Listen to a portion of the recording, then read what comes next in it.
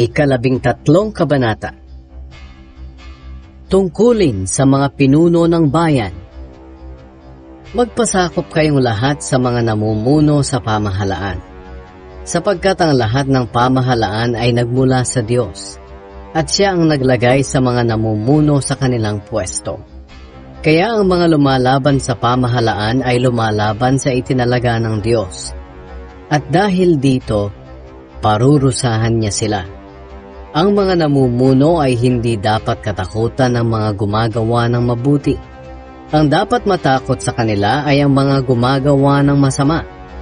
Kaya kung nais mo na wala kang ikatakot sa mga namumuno, gawin mo ang mabuti at pupurihin ka pa nila.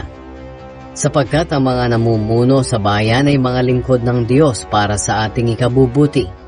Pero kung gagawa ka ng masama, dapat kang matakot, dahil may kapangyarihan silang parusahan ka. Sila'y mga lingkod ng Diyos na nagpaparusa sa mga gumagawa ng masama. Kaya magpasakop kayo sa pamahalaan, hindi lang para maiwasan ang parusa, kundi dahil ito ang nararapat gawin.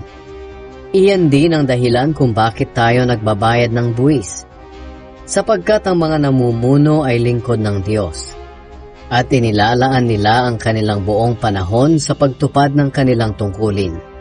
Kaya ibigay ninyo ang nararapat ibigay. Bayaran ninyo ang inyong mga buwis. Igalang ang dapat igalang, at parangalan ang dapat parangalan. Tungkulin sa isa't isa. Huwag kayong mananatiling may utang kanino man, maliban sa utang ng pagmamahalan, sapagkat ang nagmamahal sa kapwa ay tumutupad sa kautusan. Ang mga kautusang, huwag kang mangangalunya, huwag kang papatay, huwag kang magnanakaw, huwag kang mag-iimbot, at ang iba pang mga utos ay napapaloob sa iisang utos.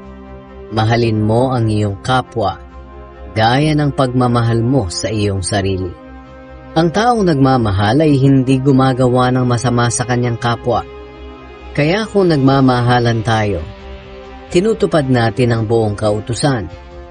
Dapat ninyong gawin ito dahil alam ninyong panahon na para gumising kayo.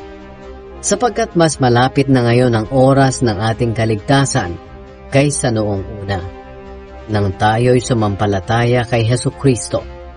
Mag-uumaga na, kaya iwanan na natin ang mga gawain ng kadiliman at isuot na ang kabutihan bilang panlaban nating mga nasa liwanag.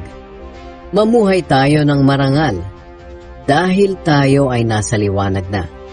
Huwag nating gawin ang paglalasing, magugulong kasiyahan, sexual na imoralidad, kalaswaan, ang pag-aaway, at inggitan.